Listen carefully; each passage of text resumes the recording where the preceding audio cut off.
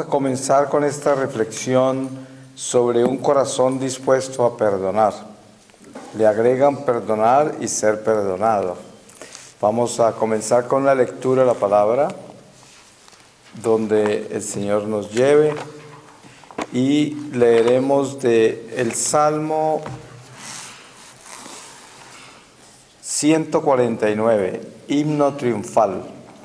Aleluya, cantad a Yahvé un cántico nuevo, su alabanza en la asamblea de sus fieles.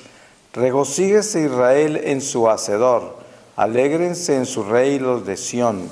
Alaben su nombre entre danzas, haciendo sonar tambores y cítaras.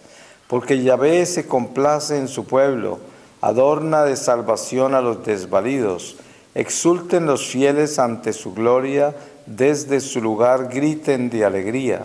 Con elogios a Dios en su garganta y en su mano espada de dos filos, para tomar venganza a las naciones e infligir el castigo a los pueblos, para atar con cadenas a sus reyes, con grillos de hierro a sus magnates, para aplicarle la sentencia escrita. Será un honor para todos sus fieles. Palabra de Dios. Te alabamos, Señor. Pues para todos nosotros como católicos y sobre todo en esta estación de Cuaresma en la que estamos, la palabra perdonar pues es casi como una bandera, ¿no? Porque somos invitados a entrar en un desierto de conversión. Esta es la Cuaresma y es la invitación que hace la Iglesia para que todos los fieles se concienticen del camino en que están y las responsabilidades que Dios les ha dado por el bautismo, que somos llamados a ser hijos de Dios, a marchar con una milicia que tiene una misión que es la salvación de las almas. Pero para que esa milicia tenga fuerza en cada uno de sus militantes, tenemos que estar muy preparados para poder enfrentarnos a un enemigo que es el que está izando la bandera del mal, o sea, del pecado. Y contra él combatimos nosotros todos los días, tanto dentro de nosotros como fuera de nosotros. Y es una batalla permanente hasta la muerte, incluso después de la muerte continúa, porque la iglesia purgante, la iglesia triunfante, continúan en la batalla con nosotros hasta que Jesús regrese, que es la economía de la salvación. Entonces, siendo parte de esta milicia, se nos exige que nosotros estemos muy preparados. Un buen soldado tiene que estar en perfectas condiciones físicas, mentales, espirituales. Entonces, conocemos y normalmente en el mundo material donde vivimos, como iglesia militante de la tierra, nosotros conocemos el cuidarnos nuestra salud física, incluso la mental, pero poco de cuidarnos la salud espiritual. Y por eso el diablo a veces nos sorprende, y sorprende a la iglesia desnutrida, la toma desnutrida en diferentes ciclos de este caminar hacia el fin. Por ejemplo, en estos momentos la iglesia se encuentra mal, ¿no? Está mal. No es un secreto para nosotros que tenemos crisis grandes en el clero, en la vida religiosa, en los laicos, porque muchos se han mundanizado. Y la palabra mundanizarse pues es muy general porque envuelve muchas cosas. Pero básicamente lo más grave de la iglesia es obviamente el materialismo, la inmoralidad, ¿no? Que es los pecados que aquejan más profundamente la milicia de nuestra iglesia. Entonces, cuando hablamos del perdón en Cuaresma, hablamos de la necesidad tan grande de que nosotros nos preocupemos por nuestra salud espiritual. El perdón no solamente protege nuestra salud espiritual. Sabemos que una persona que no perdona tiene grandes tendencias también a enfermar su cuerpo y su mente. Está comprobado que Muchas personas en un estado gravísimo de cáncer se han sanado por perdonar. Cuando encuentran el área directa donde tienen que perdonar. Y hay muchos ministerios de sanación que están amparados en el perdón, y sabemos eso. Para nosotros que estamos acá en este retiro de Cuaresma, nuestra responsabilidad es responderle a Dios al llamado que nos ha hecho para reunirnos. Nos hemos congregado porque el Espíritu Santo nos congregó. Esto no es un accidente, todo lo de Dios tiene sentido, es un plan. Dios tiene un plan con cada uno de nosotros, y con excepción de los planes humanos, los cuales nos llevan a hacer otras cosas, el hecho de que estemos acá nosotros, eso quiere decir que Dios quería que estamos acá, que estuviéramos acá. Entonces, el primero que todo, si vamos a tomar el perdón desde la raíz, en este momento nosotros tenemos que perdonar el dolor que causa sacrificarse. Uno, normalmente la tendencia humana es hacer todo lo contrario a lo del espíritu. Entonces tenemos mucho mejores ideas que estar acá, ¿no? Hay otras ideas mejores. Sin embargo, el espíritu nos ata y nos trae acá, y contra los apetitos humanos, las tendencias humanas y lo que más nos atrae, nos coloca en este lugar. Entonces, eso de por sí ya es un territorio de perdón, porque nosotros debemos aprender a perdonar el impulso del Espíritu, porque el Espíritu te impulsa a amar, a tener paciencia, compasión, tolerancia, todo eso te impulsa el Espíritu. Y entonces uno tiene que perdonar para poder vivir esas virtudes, porque de lo contrario, ¿cómo hace uno para tener todas esas virtudes? Tiene que perdonar. Y primero tiene que perdonar a Dios, porque la ley de Dios, uno podía, cuando uno es rebelde y desobediente, como es por naturaleza nuestra realidad, uno detesta la ley. O sea, la ley la considera uno como un castigo. Y por eso uno siente que está atado, que tiene una cadena que se llama la ley, que tiene que obedecerla. Y eso hay que perdonarlo. Uno tiene que perdonar su relación con Dios, porque el principio de la religión es una imposición, es el principio. Por eso tantos jóvenes se alejan de la iglesia, porque si los padres son demasiado religiosos, los hijos terminan tomándole odio a la iglesia, porque es una imposición, es una ley que ata. Y esto es importante tenerlo claro, porque todos hemos vivido esa experiencia con los hijos. Aquí todos somos adultos y seguramente la mayoría de ustedes tienen experiencias con hijos y con jóvenes en general. Y sabemos que es muy delicado el entregarle la fe a otros, ¿no? Especialmente a los nuestros, porque nadie es profeta en su tierra, y eso es con seguridad. Nadie es profeta en su casa, ¿no? En su hogar. Pero ¿dónde está la realidad de esa relación nuestra con el Espíritu en el momento que vamos a entregar a Dios a otros? Porque para poder que haya un flujo desde nuestro corazón, que sea el Espíritu de Dios el que fluye y no nuestras intenciones y nuestros proyectos humanos, nuestros deseos, como por decir algo, tomando de nuevo el ejemplo de los hijos, el deseo nuestro es que los hijos amen a Dios y que los hijos tengan un celo por Dios como nosotros lo podamos tener. Ese es nuestro deseo.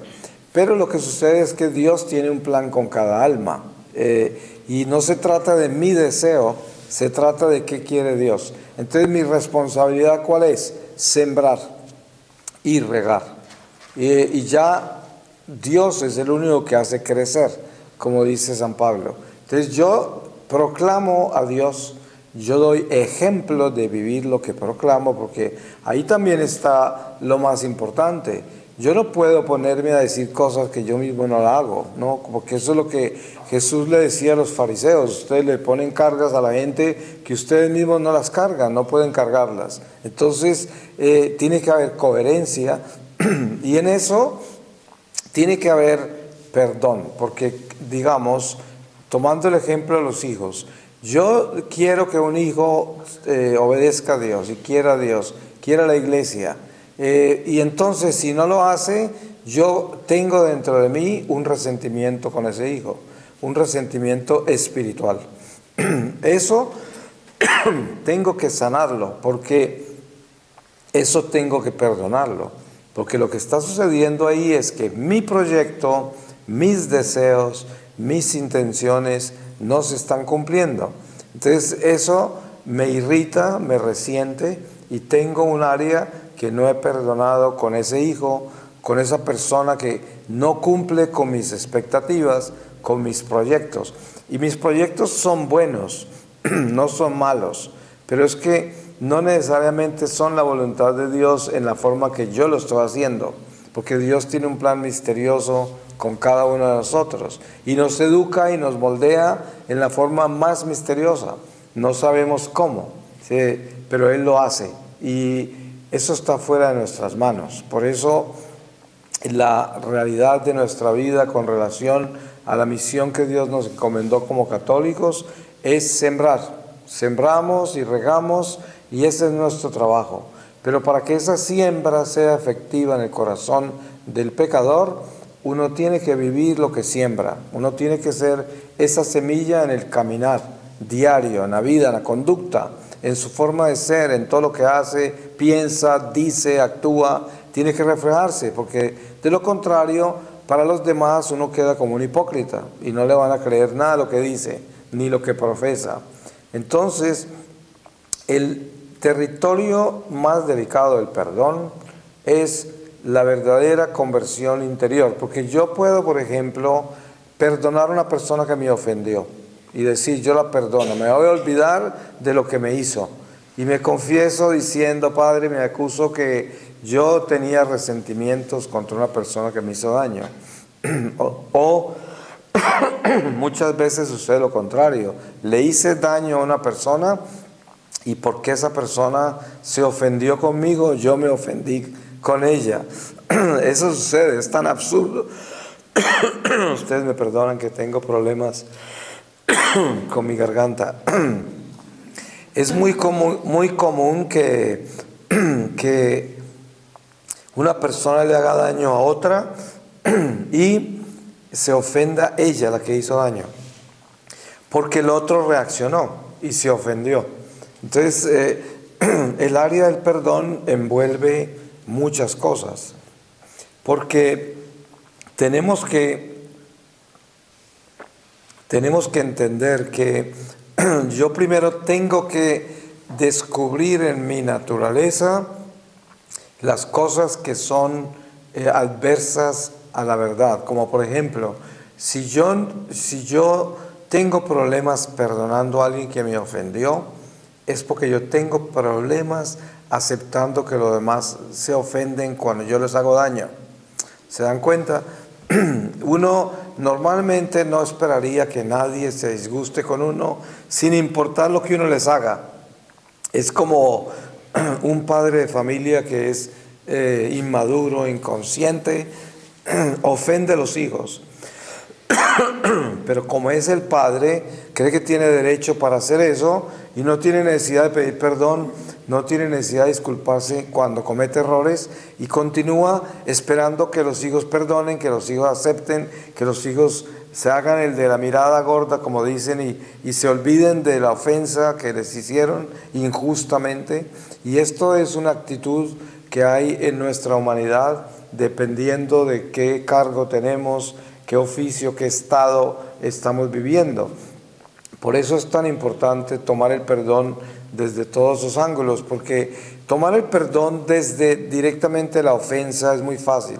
Yo puedo arrepentirme en una confesión de que forniqué, de que mentí, de que robé, de que tuve deseos que no debo tener, y quién sabe cuántos otros desórdenes que existen dentro de las leyes morales, espirituales, dentro del contorno de nuestra vida social, económica, política, todo esto. Pero Pero eso es muy fácil hacer una confesión así, porque son cosas como, es como son los títulos que hay en los avisos de neón, ¿no? Están iluminados y se pueden entregar con facilidad. Pero lo que no se entrega con facilidad son los aspectos íntimos de mi corazón donde yo verdaderamente estoy fallando. Porque yo, digamos, robé, muy bien, se arrepiente de haber robado, pero usted conoce la raíz de que lo hace ladrón, o sea, ¿qué es lo que lo hace a usted ladrón? Porque ahí es donde está su problema. Su problema no está en que está confesando que robó, eso está bien, pero es que eso no es la raíz de ese pecado. Ese pecado tiene otro origen diferente a su arrepentimiento.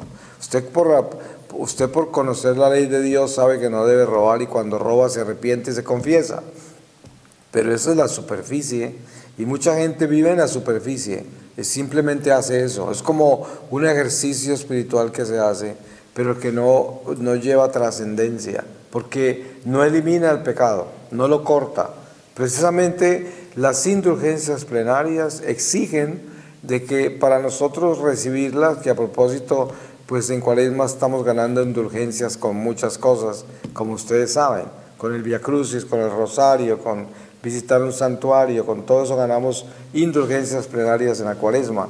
Entonces, ¿qué sucede? Que yo tengo que entender que un acto de contrición perfecto, que es lo que exige una indulgencia plenaria, no tiene que ver simplemente con confesar que robé, sino que tiene que ver con confesar la raíz que me hace robar, que es por qué razón hay robo en mi vida, eso de dónde viene, de dónde nació, cuál es mi inclinación real, o sea, por qué lo hago. Porque si yo no voy a la raíz con el hacha, entonces eso sigue dando fruto, ese espíritu de robo no se va, por el hecho de que yo haya confesado que robé aquí, robé allá, pero el ladrón ¿de dónde viene? O sea, ese ladrón, ¿dónde está el espíritu de ese ladrón, no?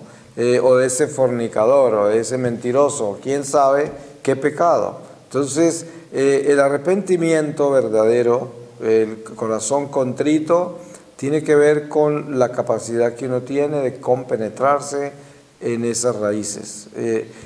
Nosotros, por ejemplo, podemos descubrir desde muy temprano en nuestra vida tendencias graves. Sabemos que no heredamos maldiciones ni cadenas de nadie, porque eso es una herejía, ¿no?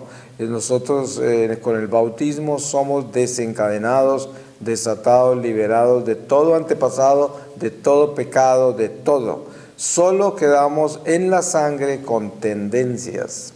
Entonces, esas tendencias las podemos observar cuando somos niños. Usted se da cuenta que hay niños que tienen tendencia a robar, hay niños que tienen tendencia a mentir desde muy pequeños. Desde que comienzan a hablar, ya saben mentir, nadie les enseñó. Es una tendencia que traen, ¿no?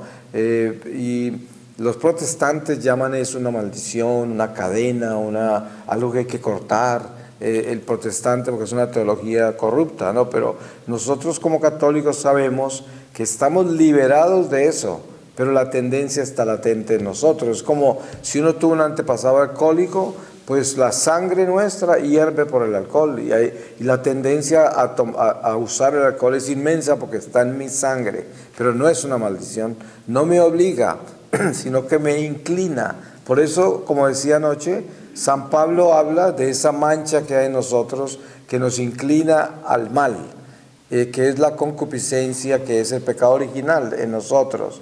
El mal que no quiero hacer es el mal que termino haciendo. Entonces, teniendo en cuenta eso, uno puede hacer una memoria hasta donde uno puede. Yo conozco gente que puede regresar muy atrás en su vida. Yo no puedo. Yo logré ver mi vida a los 3, 4 años, pero en una iluminación de conciencia que tuve, pero no por naturaleza común. Pero hay gente que puede regresar y tiene memorias de los 3 años, 4 años. Seguramente algunos de ustedes. Si tiene uno esa capacidad, pues qué bueno, porque usted puede ver qué tendencias malas tenía ya desde niño y ahí encuentra usted sus raíces. Esas raíces son importantes de presentar, de atacar, de cortar, de derrotar, para que uno, porque es importante llamar con nombre propio al mal. El mal se debe identificar con nombre propio. Es como en un colegio están todos los alumnos y alguien hizo un daño. Entonces, la única forma de establecer disciplina en esa clase es si yo como profesor digo, Pepito, venga para acá, usted rompió esto. Identifiqué al que rompió, al frente de toda la clase, ahí identifiqué el mal, ahí identifiqué el que hace los daños. Y con eso ya tengo un territorio ganado. Sería muy diferente si yo no sé quién fue el que hizo el daño y están todos mirándome, yo no sé cuál es. Eso pasa con nuestra vida interior y el pecado. Yo puedo estar consciente de que estoy haciendo cosas malas, pero no sé de dónde vienen, no sé qué la está disparando, de qué rincón viene. Entonces por eso cuando yo observo bien mi vida y me voy hasta el punto donde pueda detectar tendencias, raíces, ya puedo llamarla con nombre propio y la saco de la clase, ¿no? Venga para acá, ustedes, y ahí comienza la batalla de renunciar a eso, de desalojar eso, de enfrentar y desenmascarar eso, y eso es lo que uno lleva al confesionario. Uno se confiesa de un pecado determinado y dice, Padre, yo tengo esto desde niño, una tendencia muy grave a hacer tal cosa, y esto no lo he corregido en mi vida, ha seguido conmigo como mi naturaleza, como parte mía, íntima, y la he tenido sin corregirla, porque la he confesado toda la vida, pero no la he corregido nunca. O sea, porque el problema con el sacramento de la confesión es que se puede convertir en lo que se convirtió la religión para los fariseos, que es simplemente hacerlo, pero no llevar a cabo lo que verdaderamente implica hacerlo, que es la conversión, es el cambio interior. Porque como hablábamos anoche, hacerlo es fácil, vivir la ley, ¿no? Y los preceptos de la ley. Yo puedo ir a misa el domingo, confesarme de vez en cuando, dar limosna de vez en cuando, rezar, todo eso y sentirme que soy bueno, que estoy bien, porque estoy cumpliendo la ley y los preceptos. Y soy una persona más o menos caritativa y propago las cosas de Dios. Entonces yo digo, pues yo soy bueno, ¿no? Y con esos anteojos miro a los demás.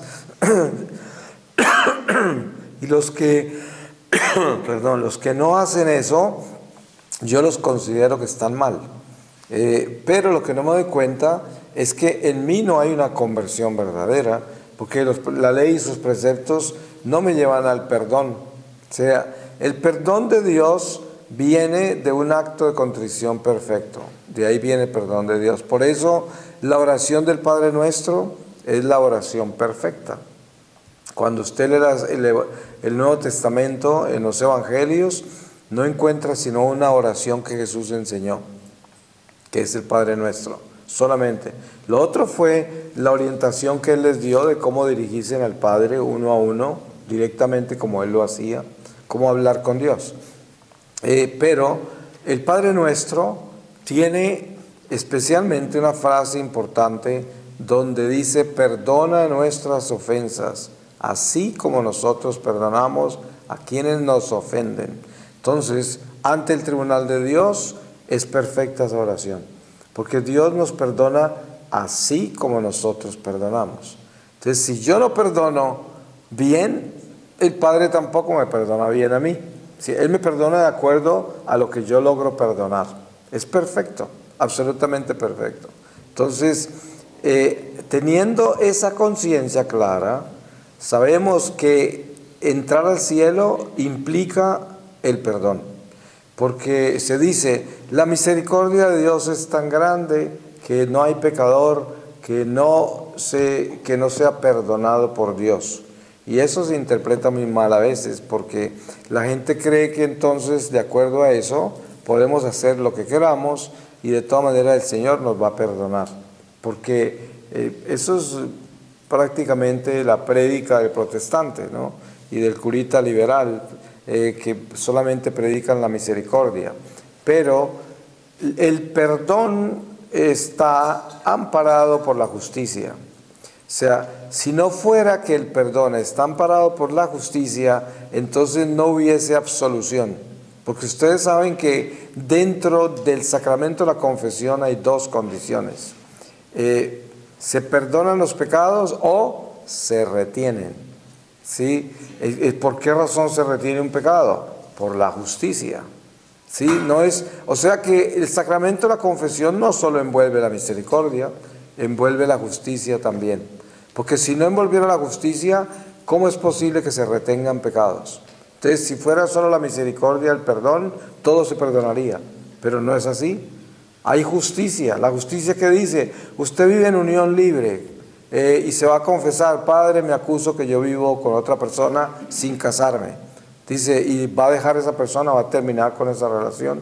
No, Padre, pues no lo puedo perdonar. Le voy a retener su pecado. Usted tiene que hacer eso o no, pero si lo hace, le perdono. Si no lo hace, sigue en pecado. Se acabó. Entonces, ahí está la justicia. La justicia de Dios no se negocia. Nadie puede llegar con una idea propia de la ley de Dios. La ley de Dios no tiene cambio. Es como es. Está dada. Y precisamente cuando uno va a entrar en el territorio del perdón, lo primero que tiene que entender es la justicia, no la misericordia. Que la misericordia está dada, pero la justicia es algo que debo yo asumir, la justicia. Porque nunca me puedo olvidar de que Dios es perfectamente justo.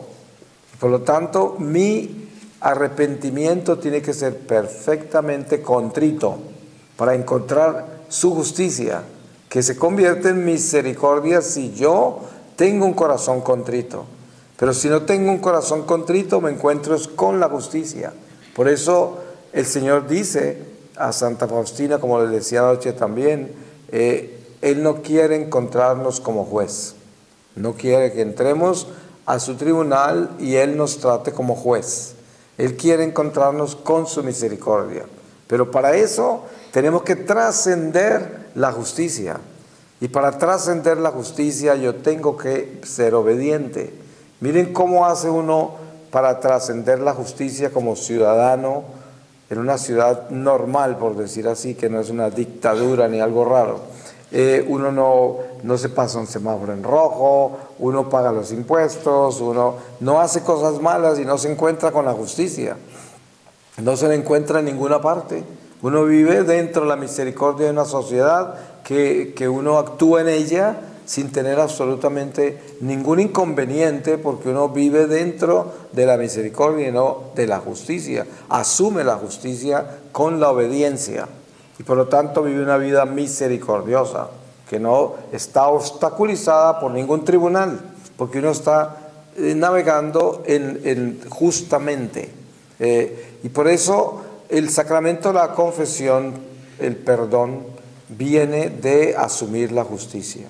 Entonces el que asume la justicia, cuando se arrepiente, se le perdona. Y se le cobran impuestos y se le ponen multas, porque usted sabe que la Iglesia pone penitencias. Y además nosotros sabemos que todo pecado confesado necesita enmendarse, es la reparación. Y por eso se dice que los pecados perdonados se reparan en esta vida o en la otra.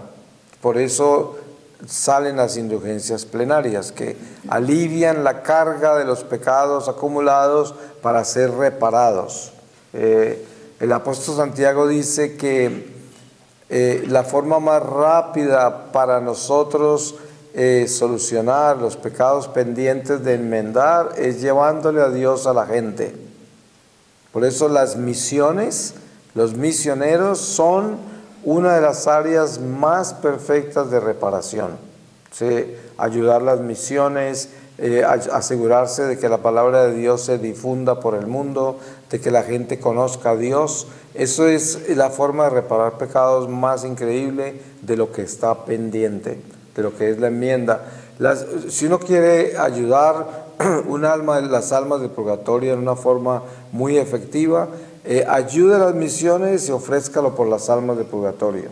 Porque si un alma del purgatorio se apareciera acá y tuviera la oportunidad de decirnos una sola cosa, diría, ayude a las misiones. ¿Por qué? Porque lo único importante en esta vida es llevarle a Dios a la gente. Y eso saben las almas. Porque la razón por que las almas están purgando es por todas las áreas donde no estuvo Dios en la vida de ellas. O sea, ¿qué es lo que están llenando las almas de purgatorio? Los vacíos de Dios. Todo lo que vivieron sin Dios es lo que están purgando. Entonces, para nosotros vivir una vida concreta en Dios, necesitamos tener a Dios en todo.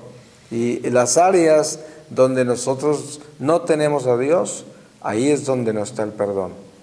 Claro, porque ese es un vacío de amor, es un vacío de obediencia, es un vacío de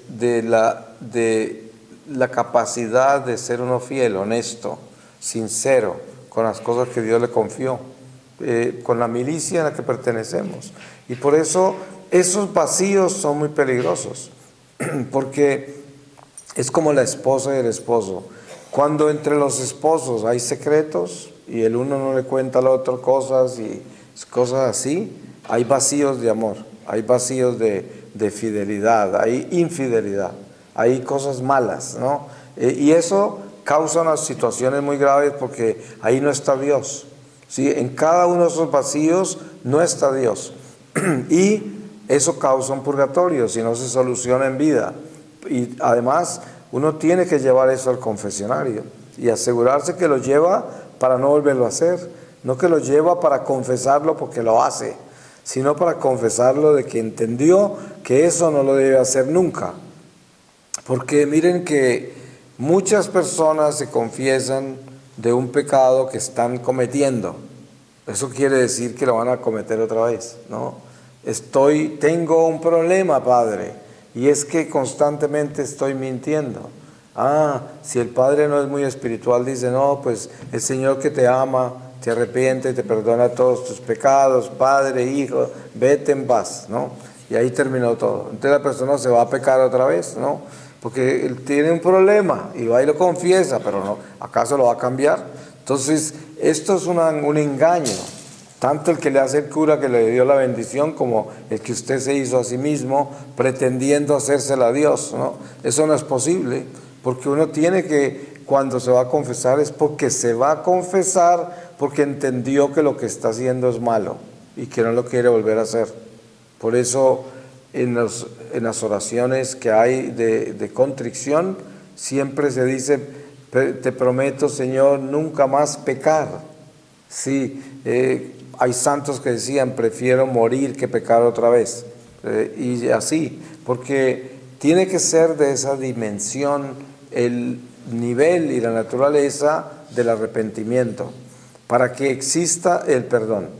Poniendo un ejemplo muy básico, en las relaciones humanas, yo siempre pongo el ejemplo de esposos porque es lo más fácil y más sencillo de utilizar.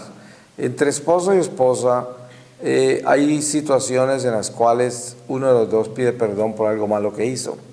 Ahora, la paz que trae ese perdón solamente viene si el otro siente sinceramente que hay un arrepentimiento verdadero y que esa persona de verdad no quiere volver a hacer eso.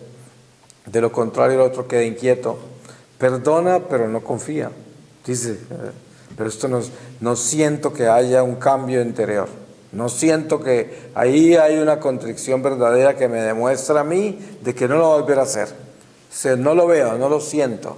¿Se imaginan? Eso es a nivel humano. ¿Se pueden imaginar a nivel divino cuando uno va a confesarse? Uno va y me arrepiento de esto. El Señor conoce ese corazón y sabe en qué anda, ¿no? Dice, no está arrepintiendo de nada, esto es un juego, ¿no? Entonces, por eso hay que tener claro que nosotros no podemos engañar a Dios y obviamente que es absurdo porque engañar a Dios es engañarnos a nosotros mismos. Por eso el perdón tiene una condición. Y primero, yo tengo que aprender a perdonar para pedir perdón. Porque si yo no aprendo a perdonar, el perdón que recibo está de acuerdo al nivel en que yo perdono. Entonces, ¿qué es lo más importante? Primero tengo que aprender a perdonar. Porque si yo voy a pedir perdón, pero yo no he aprendido a perdonar, el perdón que recibo es al nivel de que yo llevo el perdón, por lo tanto estoy mal, porque me van a perdonar a un nivel muy, muy débil. No me van a perdonar al nivel que yo necesito. Por eso, esta Cuaresma es una oportunidad muy grande para que nosotros hagamos un examen de conciencia extremadamente sincero, porque la sinceridad es un motor para encontrar el cambio, la sinceridad. Si uno es sincero, uno tiene que desnudarse y decir quién soy yo, en qué ando, qué es lo que hago. Y esto cambia mi corazón por dentro, porque miren que los ministerios que hay en la iglesia más populares son los ministerios de fórmulas. A usted le llega un curita o un predicador con libros así de grandes, con talleres para hacer, y llueve la gente por todos lados, les cobran el libro al precio que quieran y se lo compran, lo que sea, porque a la gente le encantan los talleres. O sea, cómo le encanta trabajar con martillos, soplete, clavos y tener un taller, ¿no? Para hacer cosas. Y con eso creen que van a lograr lo que se necesita lograr para la santidad, para el cambio de corazón. Y bueno, todo eso es bueno porque la gente que se entretenga con cosas de Dios, pues es mejor a que se entretenga mirando televisión y mirando barbaridades por ahí. Pero la realidad es que el verdadero cambio del corazón viene no como efecto de un taller, sino como efecto de la voluntad, como decíamos anoche. Es la voluntad que se somete a Dios. Ese es el cambio.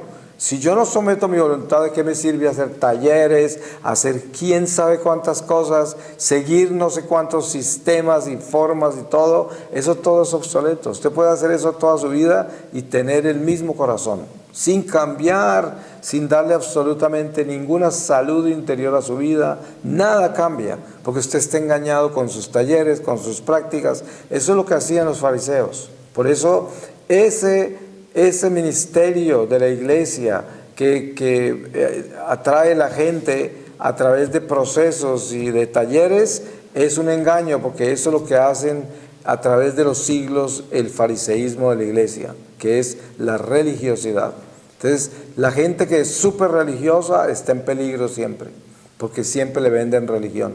Entonces, uno tiene que tener mucho cuidado con eso, porque mire, cuando yo voy a misiones en el África, por ejemplo, algunos sitios donde he estado como Uganda o Nigeria o Sudáfrica, los africanos son ultra, súper religiosos, ¿no? O sea, una Ave María en una iglesia en África es 10 veces más larga que la nuestra, ¿no? Porque les encanta la religión. La prueba está que la Iglesia Católica ha tenido mucho éxito en África por los rituales, porque los africanos son ritualistas. A ellos les encanta el incienso, las campanas, las velas, las vestimentas de los sacerdotes les parecen extraordinarias, porque a ellos les encantan los colores y todo eso, los desfiles, las procesiones. Ellos son ritualistas, pero cuando salen de la iglesia se van a hacer brujería. O sea, eso no les cambia nada. O sea, todo eso es una religiosidad. Y si hay un sacerdote que sus eucaristías duran 5 horas, es el que más gente tiene. Allá es donde van las masas de gente. Si el sacerdote se reza una Ave María muy rápido, o si las misas son muy cortas, allá no van ellos, ¿no? Entonces, pero tomemos eso para Occidente. Hoy tenemos el fenómeno de la religiosidad en Occidente, en el catolicismo, y uno ve a veces que los curas y misioneros que son ultra religiosos se llevan una masa de gente con ellos, de gente que le gusta eso, ¿no? Que está metida en la religión, y la religión es un magneto que hechiza a la gente, la seduce, pero de una forma equivocada, porque nuestra religión es tan solo una plataforma. La religión es la iglesia que nos invita a elevar el alma hacia Dios. Pero la religión no es simplemente una carpa donde nosotros nos entramos a quedarnos ahí disfrutando nuestra vida terrenal en forma religiosa, ¿no? Porque eso es lo que mucha gente hace. La religión de los judíos se convirtió en una tienda terrenal y por eso todo lo de ellos era exterior, era externo, era cómo se vestían, cómo se lavaban las manos, era la belleza del templo, eran cosas, es mucho lo que uno ve en el catolicismo en Norteamérica. Usted va a las iglesias católicas en Estados Unidos y son preciosas, impecables, los mejores mármoles, los mejores materiales de todos, los sacerdotes impecablemente vestidos, diáconos que se desfilan como pavos reales por entre los pasillos de la iglesia predicando, cosas extraordinarias, campanas finísimas, el orden de todo, la gente impecablemente presentada y al final una iglesia sin amor, vacía, a veces, y son caritativas, sostienen pobres en África, sostienen gente no sé dónde, envían cantidades de dinero para todos los problemas que hay en el momento de tragedias naturales. Pero uno encuentra en esas iglesias, ¿qué? Gente viviendo en unión libre, todo mundo comulgando, nadie se confiesa. El sacerdote anda por ahí en Ferrari, ¿no? Cosas que no, ¿sí me entienden? O sea, todo al revés, es el fariseísmo. Y obviamente no todos son así. Hay iglesias muy santas que yo conozco en muchos lugares de Estados Unidos y Canadá, pero en general es muy común el fariseísmo en la iglesia del primer mundo, ¿no? Y lo que sucede ahora con nuestro tercer mundo es que como ya la clase media va creciendo en los países que no ha destruido el comunismo, ¿no? Va creciendo, entonces vamos viendo cómo la gente se va volviendo muy cómoda y se va volviendo muy religiosa. Los católicos, los que conservan su fe, están en la iglesia pero en una religiosidad y les encanta la religiosidad.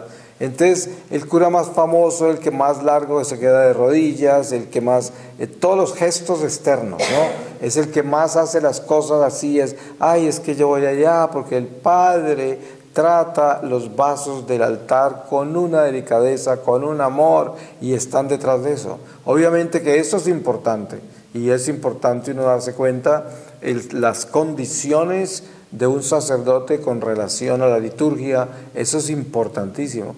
Pero es que eso no puede ser la razón por la cual uno está participando y lo que está buscando, porque ahí es lo que yo hablo antes del perdón, cuando el perdón no se localiza en la raíz, ¿sí? La iglesia, la religión nuestra no puede estar localizado en lo externo y tampoco en las prácticas. Ahí no puede ser, porque eso es lo más superficial de nuestra religión. Las prácticas, lo externo, la forma en que hacemos las cosas, porque ahí nos pueden engañar. Es más, los escándalos más grandes de la iglesia han salido de sacerdotes que eran impecables, absolutamente impecables, y eran unos monstruos que engañaron a la gente por años. Ahí está el caso del padre Maciel de los legionarios, ¿no? Era un hombre increíblemente impecable en la liturgia, en todo, en el diálogo que tenía en las confesiones, en la forma en que él ejercitaba todo su sacerdocio. Y mire, dentro de él había una persona pero muy corrompida, ¿no? Y esto ha pasado con muchos sacerdotes y religiosos muy famosos que eran impecables, absolutamente impecables. ¿Cómo sería que engañó hasta Juan Pablo II, que es un santo, ¿no? Y así.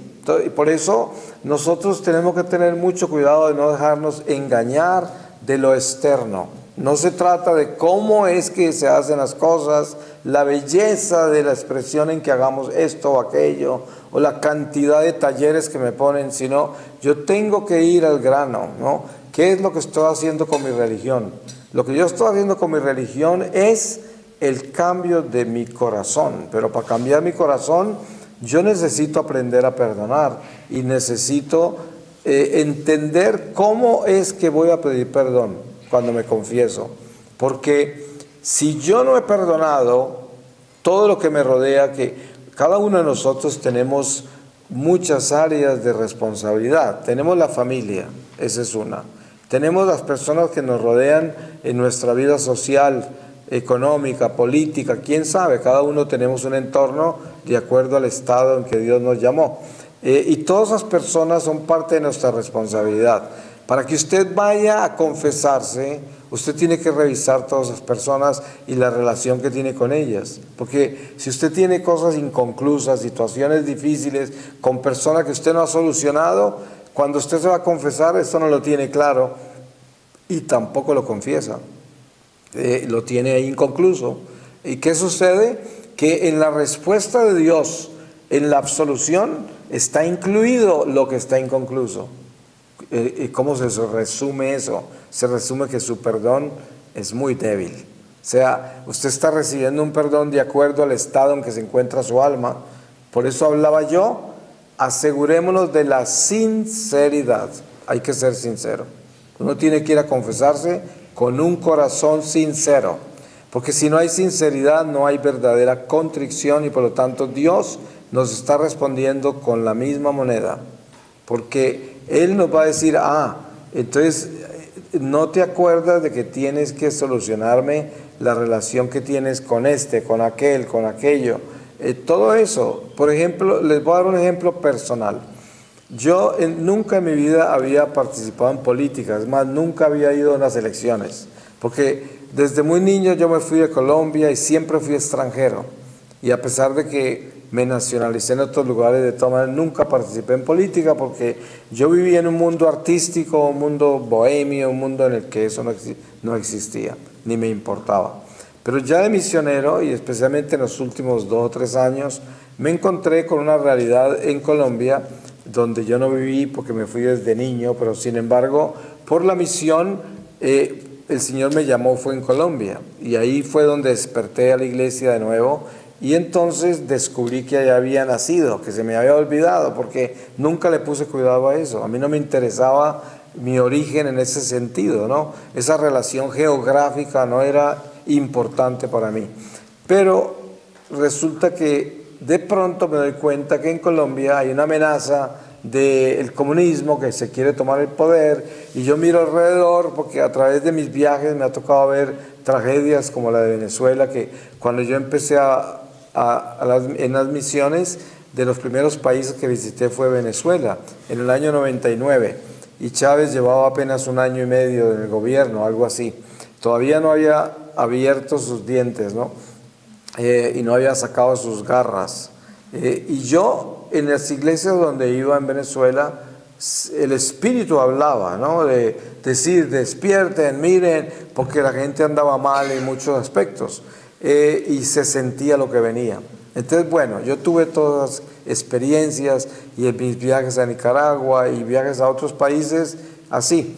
Y cuando era estudiante en Hamburgo, en Alemania, me tocó todavía la cortina de hierro, el muro de la Unión Soviética, y viajábamos mucho a la universidad de los países comunistas. Entonces vi el comunismo cara a cara, viví con ellos, compartí con ellos a nivel artístico, pero los conocí. Entonces, cuando en Colombia empezaron las elecciones hace 2 años y habían gente aspirando a la presidencia que eran unos monstruos completamente, yo comencé a participar, a denunciar eso públicamente a través de mis charlas y todo, contra esa gente, diciendo no podemos elegir gente así, y terminé envuelto en eso. Y bueno, me gané unas batallas increíbles que todavía las estoy luchando porque esa gente no perdona, ¿no? Entonces continué, pero me di cuenta en las confesiones de que tenía un problema gravísimo, porque es que esto me había entrado en un espíritu de contienda, un espíritu de argumentos, de un espíritu de resentimientos, un espíritu de violencia, y sin darme cuenta se ha llenado mi corazón de una cantidad de males que había traído toda esa batalla, porque no la hice bien. Porque yo no conocía ese mundo, yo nunca lo había trabajado, jamás había participado en eso, y por lo tanto entré con el pie que no era, ¿no? Y mi corazón estaba mal y no sabía ni confesarme, porque yo no sabía cómo, era tan grande todo eso que yo no sabía cómo centralizarlo y entregarlo como un pecado, porque entonces, ¿cómo hago? Pero el Señor me fue dando la luz para que yo me confesara de eso. y también le cambié el nivel a la batalla. O sea, ya me enfrento a eso de una forma diferente.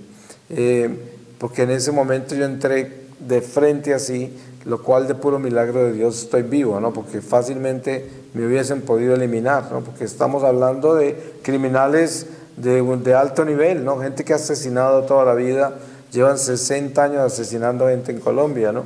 Entonces, ¿qué problema tiene matar uno más? El caso es que, por gracia de Dios, no sucedió eso, pero yendo al grano, a lo que estoy hablando yo sobre el perdón, a mí me costó mucho tratar de concretar ese pecado y darme cuenta qué había en mi corazón y qué resentimientos habían nacido en mi corazón contra esa gente y cómo hacía para limpiarlo y en qué forma me arrepentía. Y así fue un trabajo muy largo que hasta ahora estoy terminando de hacer, porque salen por ahí retoños así cada rato. Simplemente cuando oigo algo que hicieron, ahí mismo se despierta en mí algún área que está sin solucionar. Entonces, es importante uno revisar esas cosas, porque también a nivel social, político, económico, tenemos nuestro corazón envuelto. Es como decía yo, miren, todas las cosas que usted tiene, materiales, así sea un borrador, así sea un cuaderno, así lo que usted tenga, eso tiene boca y hay que alimentarlo. Ocupa espacio, es una propiedad suya, tiene un espacio en su corazón, todo lo que usted tiene. La prueba está que no es fácil salir de las cosas materiales que usted tiene, así sean tonterías. A veces usted tiene cosas absurdas y le cuesta regalarlas, y son absurdas. ¿Pero por qué? Porque ocupan un espacio en su corazón, son una propiedad. Imagínense ustedes, si eso es con las cosas materiales, ¿cómo será con las otras que no vemos, con las que no son tangibles, que no son materiales? Esas son más graves porque están ahí tácitas, escondidas, uno no las puede tocar, no las puede ver, entonces ¿cómo las localiza? Es como el ejemplo que yo ponía de la clase y el que hizo el daño. Si yo no sé que fue Pepito, pues ahí me siguen haciendo el daño y yo no sé de dónde viene. Entonces por eso es importante localizarnos y pedirle al Espíritu Santo que nos dé sabiduría para localizar nuestros males, ¿no? Pedirle al Señor, Señor, tú sabes lo ciego que soy, tú sabes lo ignorante que yo soy para detectar el mal que hay en mí. Si tú no me ayudas, ¿qué va a hacer de mí, Señor? Yo quiero hacer una confesión sincera, yo quiero llegar a entregar el mal que hay en mí con sinceridad, pero si tú no me iluminas, ¿qué va a hacer de mí? Dame luz, Señor. Es importante hacer eso para que podamos descubrir cómo perdonar, para que el Señor nos perdone a nosotros. Y tenemos que perdonar todas esas cosas. Yo sí notaba en mis confesiones en los últimos 2 años que algo estaba sucediendo, que yo no estaba bien y no recibía ese alivio en las confesiones. Y fue por todo ese tráfico que le traje a mi vida, con esa batalla contra esa gente durante todas esas milicias políticas. Y costó tiempo limpiarme eso. Ahora estoy tranquilo al respecto, pero no fue fácil. Y todos nosotros tenemos batallas parecidas, en todo sentido, ¿no? Con su trabajo, con su familia, con tantas cosas en las cuales nosotros estamos envueltos. Y eso es más importante que cualquier taller, porque se dan cuenta lo que yo les explicaba a ustedes sobre talleres, sobre todos los sistemas, técnicas, cosas para derrotar esto, para derrotar aquello. Eso es muy bueno hacerlo, pero si uno tiene conciencia de qué es lo que está derrotando, ¿sí? Porque lo contrario, si lo hace en términos general, eso no le ayuda para nada, porque todas las raíces del mal quedan ahí. Usted simplemente trabaja en la superficie, y la superficie no es suficiente. Yo digo, yo puedo hacer toda una penitencia increíble para que se solucione algo. Por ejemplo, se convierta mi marido, se convierta mi esposa, se convierta mi vecino, quién sabe, yo puedo hacer sacrificios muy grandes, pero lo que sucede es que en el sacrificio que yo hago tiene que haber una conciencia de sinceridad muy grande en la que es, ¿por qué estoy haciendo eso? ¿Lo estoy haciendo para mi conveniencia? Por ejemplo, hay padres que quieren que los hijos se conviertan para que ellos no tengan que sufrir de verlos sin Dios. Sí, esa es la razón equivocada. Porque yo no tengo por qué preocuparme de que mi hijo me haga sufrir porque no está con Dios. Eso es una cosa muy egoísta, ¿no? Yo tengo que preocuparme por el alma de ese hijo, de que no se va a condenar, ¿no? Esa debe ser mi preocupación. Pero muchos padres están preocupados porque los hijos no han llegado y es muy tarde y están en peligro, pero están preocupados de que los hijos no los vayan a hacer sufrir, ¿sí? Pero al final no están preocupados de lo que le va a pasar a los hijos. Claro que esto también les preocupa, pero les preocupa más sufrir, ¿sí? Y es esto lo que sucede en nuestra naturaleza humana, es demasiado astuta, y por eso tenemos que cuidar nuestra naturaleza humana, que es tan egoísta, que es tan astuta, que es tan calculadora, tan manipuladora, que tiene unos deseos tan desordenados, que tiene tantas cosas que no son correctas, que no vienen en la línea de Dios. Entonces, todo esto lo tenemos que tener en cuenta para poder llegar a perdonar y ser perdonado al nivel que nosotros necesitamos. ¿Y cuál es ese nivel? Pues Dios debe darnos el perdón absoluto, pero después de que nosotros hayamos aprendido a perdonar absolutamente. Y esto es un trabajo que no es sencillo, no es nada sencillo. Les voy a leer para terminar sobre el capítulo 14 de los Hechos de los Apóstoles, desde el versículo 19, fin de la misión. Vinieron entonces de Antioquía e Iconio algunos judíos, y habiendo persuadido a la gente, lapidaron a Pablo y le arrastraron fuera de la ciudad, dándole por muerto.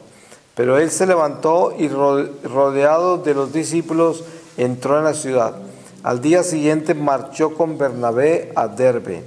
Habiendo evangelizado aquella ciudad y conseguido bastantes discípulos, se volvieron a Listra, Iconio y Antioquía, confortando los ánimos de los discípulos, exhortándoles a perseverar en la fe y diciéndoles: es necesario que pasemos por muchas tribulaciones para entrar en el reino de Dios.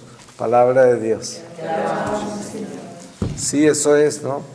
Hay algo que se nos olvida a nosotros en la comodidad de nuestra vida, y es que para entrar al reino de Dios es necesario entrar en muchas tribulaciones. Por eso la fe no se manifiesta a través de la prosperidad, la comodidad y el que no sucedan cosas malas en nuestra vida, porque eso es lo que predican los protestantes, ¿no? Supuestamente a nosotros no tienen por qué pasarnos cosas malas, ¿no? Si yo soy fiel a Dios y hago todo lo que debo hacer por Dios, ¿cómo así que me pasan cosas malas? Algo está mal en mi vida, a mí me tienen que exorcizar o tengo que romper cadenas de no sé qué es lo que me trae las cosas malas. Es el evangelio de los protestantes, ¿no? Pero miren lo que dice San Pablo: tenemos que vivir muchas tribulaciones antes de entrar al reino de Dios. Esto quiere decir que tribulaciones tendremos no porque seamos malos, sino porque es el camino, es la forma en que vivimos, es la vida que vivimos. Por ejemplo, si este virus que hay, Dios no lo quiera, llegue a Uruguay y toda la gente quede en cuarentena, ¿acaso fue por algo malo que ustedes personalmente hicieron? Nada que ver. Eso es algo que sucede, que solo Dios sabe el origen que tiene y la razón y por qué Dios lo permitió. Pero en eso no tienen velas ustedes en ese entierro, como dicen, pero sí viven las consecuencias de eso. Entonces, ¿qué es eso? Las tribulaciones que viviremos antes de entrar al reino de Dios. Hay guerras, hay hambrunas, hay de todo, en las cuales directamente uno no está envuelto, pero sí sufre las consecuencias, vive las tribulaciones. Y este es el mundo, y es el destierro, y es parte de lo que tenemos que pagar antes de llegar. ¿Sí? Lo importante es cómo vamos a vivir eso, porque si viene la hambruna, si viene el virus, si viene lo que venga, la pregunta es cómo lo va a vivir sin perder su fe, cómo va a hacer para mantenerse fuerte y para ser luz para otros, porque esos son los momentos donde realmente aparece el que es apóstol de verdad, el que tanto rezaba, el que estaba de rodillas. A ver, ahora muestre lo que puede hacer con esas rodillas que dobló tanto tiempo, con todos esos millones de rosarios millones de peregrinaciones y quién sabe cuántas cosas. Cuando llegue el momento de la verdad, donde hay que aparecer con la fe viva como una luz, ahí es donde se da uno cuenta cuánto produjo mi religión, mi religiosidad. A ver que si me hizo el soldado que necesito ser. Porque en los momentos de tragedias y de cosas horribles es donde aparecen los verdaderos soldados y la gente que está hecha por dentro, hecha de Dios.